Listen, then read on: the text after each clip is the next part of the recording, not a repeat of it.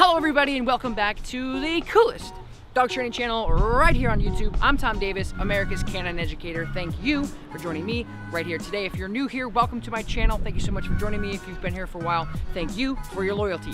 Today I'm working with a dog that lives in New York City, has a really big disconnect with the owner, and they're really just frustrated and sick of going out and getting pulled either which way, the dog not engaged with the owner, just completely disconnected. So today, from start to finish, I'm gonna start going through and really dissecting exactly why these things are happening, and of course, putting these guys on a better relationship level and a better training level.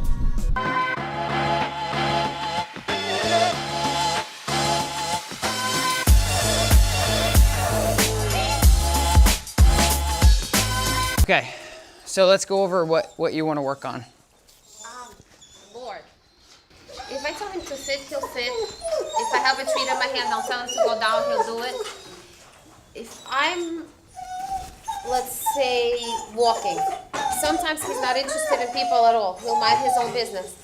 Sometimes he looks like he's on my business, and all of a sudden he'll just go and lunge. On the elevator. Like one day we were waiting for the elevator, he was sitting next to me, the elevator door opened, he just went bonkers, started barking, nipped me. So I don't know what provokes him, and it's like when I try to, let's say we're walking and there's another dog walking and I try to take away his attention, I really have to, like, you see how I have him on easy walk?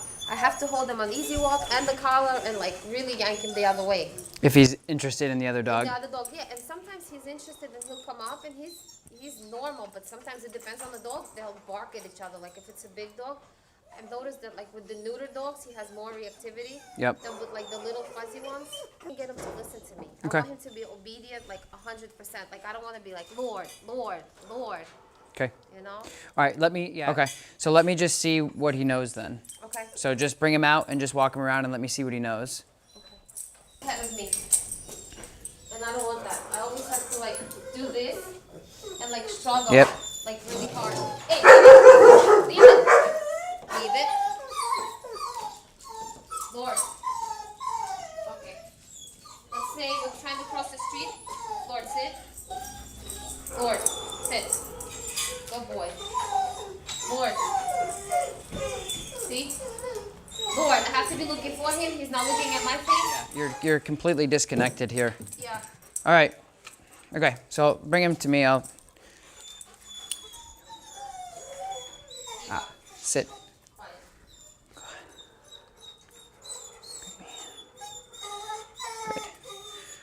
Good. So the goal of the slip collar is to teach him what I want to do.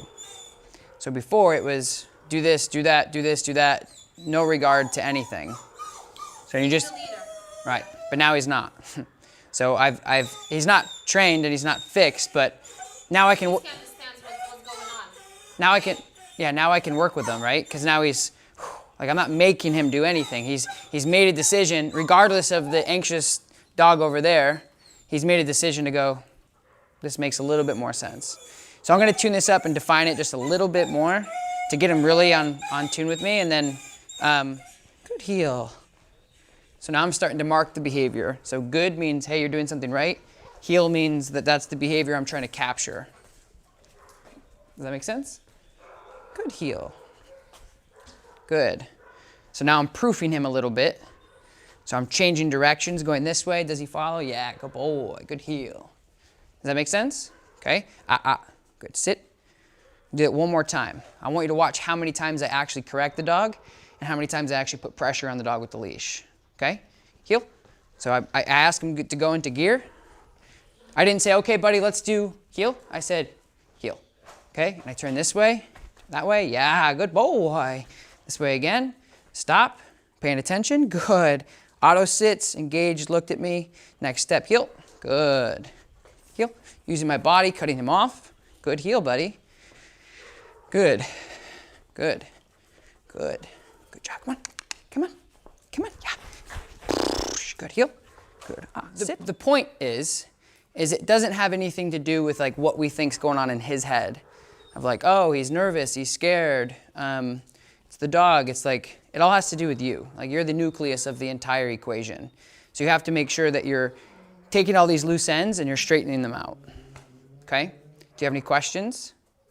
He's excited because it's Pizza Friday, so he thinks he's going to get crust. So he starts to whine when the pizza comes in. But when I say heel, okay, I'm just going heel. I walk forward. Left side, loose leash. I'm not looking at him. I'm not talking to him. I'm not having a conversation with him. I'm the one that can drive a car and has thumbs and all that stuff. I'm in charge. He's not. You follow? Okay. So now I'm going to switch directions. Turn this way. Good. Turn this way. Good heel. Good. Turn again. Pivot. I'm going to ask him to sit. Sit. If he doesn't, just a little pressure. Good man. Good sit. Rewarding. Good means, hey, I've done something. What have I done? Sit means sit. Yep. Does that make sense? Okay, so what you don't want to do is what everybody does, and you're probably going to do it too, is you don't want to put a lot of pressure on the leash, let the dog bounce from side to side, look at him, talk to him, walk super fast. Don't do any of those things. You're probably going to do it, and I'm going to tell you not to probably 4 or 5 times, but just make sure that you're trying to mimic what I'm doing because this equation works for us. See how calm he is? Yeah. But the cool thing is like he's now going, yes. When he came in, he's like, oh God, what do we do? Who are you? What are we doing? Why are we doing it? Blah, blah, blah, blah, blah, blah, blah, blah, blah. Now he's like, It's not bad. I got it. you know what I mean? Okay, you want to give it a try? Okay. Break. See, I'm his playmate. Well, you're his playmate because you're allowing him to be your playmate. You see? Hey, leave it. So I'll just ignore his behavior. I wouldn't ignore it. I would like correct him. So grab the leash. Yeah, grab the leash and start walking. Okay. All right. Remember what we talked about? So switch sides. There, keep him on your left side. Put your arm down. Good. Walk back this way. Tell him to heel. Good. Good. Good.